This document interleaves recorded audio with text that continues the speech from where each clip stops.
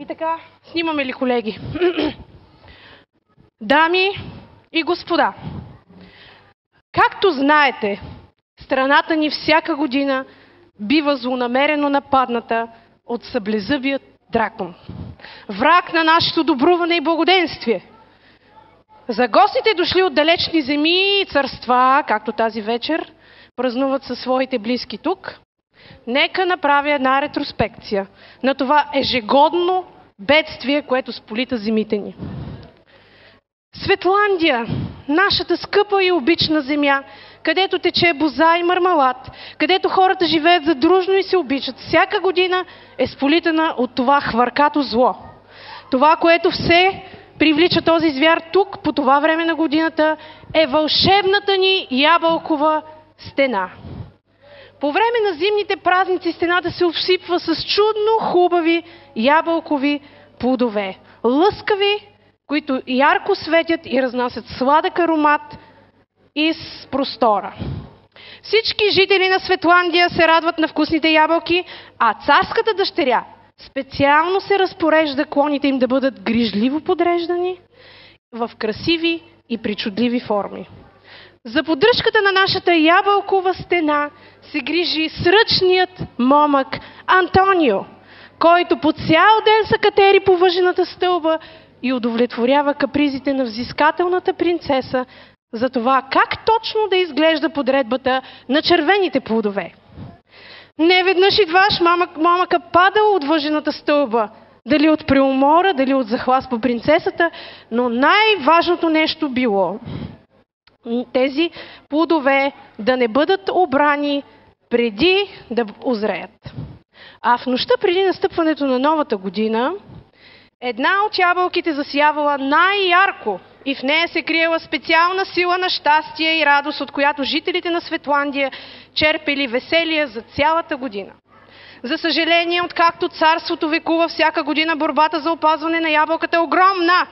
Мнозина момци са жертвали живота си в битка с саблезъбия дракон, но тази година никой момък не се реши да се опълчи на дракона, който, знаете ли, само минути преди нашия празник отново откъсна чудодейната ни ябълка. Тук има ли такива смелчаци, които тази вечер да застанат очи в очи с дракона? Няма, колежки. Няма. О, но аз като министър на бедствията и извънредните ситуации искам да ви успокоя, че вече намерих такъв. Храбрия градинар Антонио смело дойде при мене и засвидетелства своята решимост да се бие за щастието на краля, хубавата принцеса и цялото кралство. Но моля, Ваше Величество, заповядайте. Заповядайте, Ваше Величество. Заповядайте. Къде е трона? Моля, Ваше Величество, моля, Ваше Величество, заповядайте. Моля, аплодисменти Ваше Величество, за Негово Величество, краля на Светландия. Моля. Къде е короната на царя?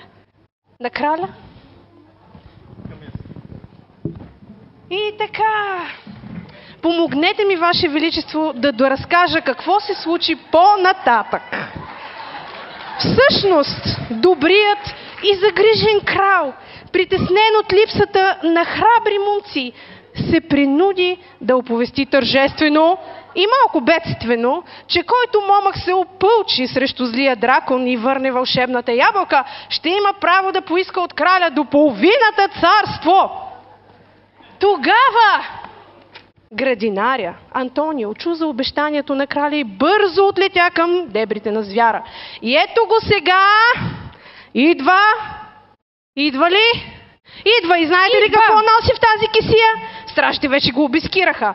Носи турба с саморъчно извадени 32 зъба на дракон без анестезия. Бива си готова, градинара. Свърши се с мъките на страната ни, спасени сме! Но, кралю, момъкът не иска половината царство от тебе, а кралската дъщеря, на нея ще даде спасената скъпоценна ябълка. Хайде да я извикаме да видим какво ще отговори тя, тъй като нашия крал е много либерален, той не заставя дъщерите си да се женят по политически интереси, нали така? Зависило. Но, коя щерка искаш ти, момко? Първородната, снежната или най-малката? А? Да я извикаме? Коя щерка ще желаете вие? Аз искам първородната. Първородната да дойде тук! Това поиска момъка, който изби 32 зъба на огромния дракон. И така, сега, момко, говори ти. Само ти можеш да убедиш краля и принцесата.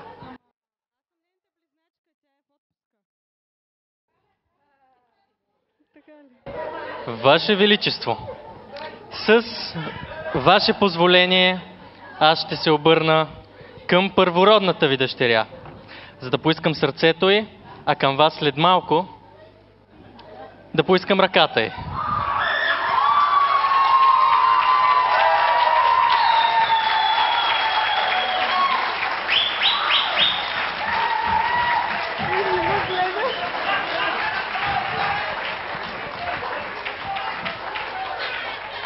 Останалата телесна маса, предполагам, върви в пакет към ръката и сърцето на принцесата.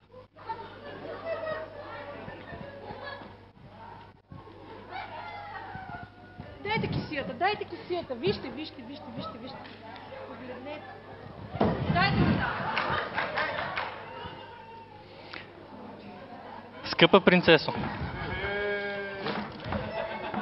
Скъпа принцесо на моето сърце, поднасям пред вас тази скъпоценна ябълка, в която се крие най-голямото за мен предложение за щастие.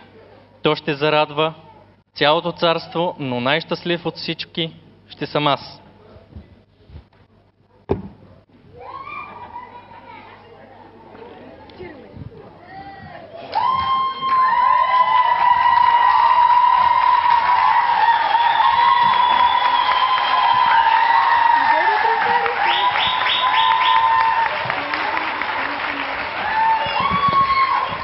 Приемате ли да станете моя съпруга и да живеем честито след като ядем и пием?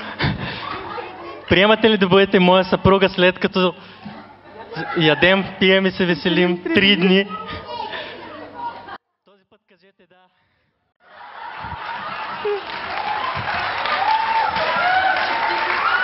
А вие, царю, честити!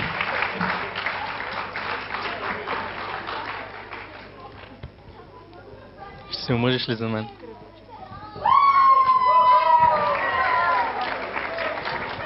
А ти, кралю, честици, ще дадеш ли, съгласен ли сте да дадете първородната си дъщеря на моята скромна личност, за да се грижа за нея, да я пазя и обичам, както вие сте го правили досега? Но нека да питаме и майката. Тя е родом от Македоландия. Може и да не даде. Да заповяда, моля. Да дойде кралицата с успокоителните. Аз не съм отговорила. Сега, като свидетели викаме всички и чакаме твой отговор.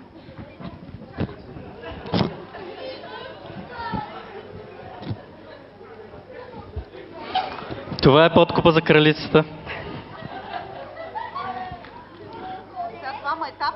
Не е истина.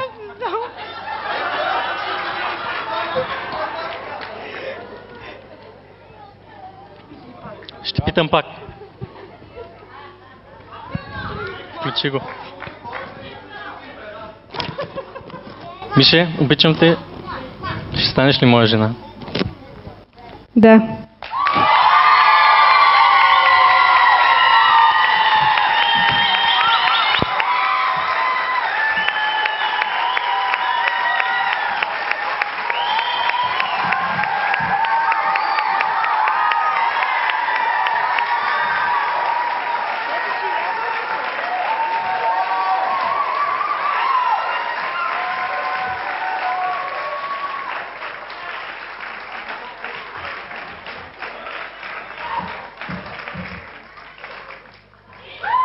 Не чухме майката и бащата.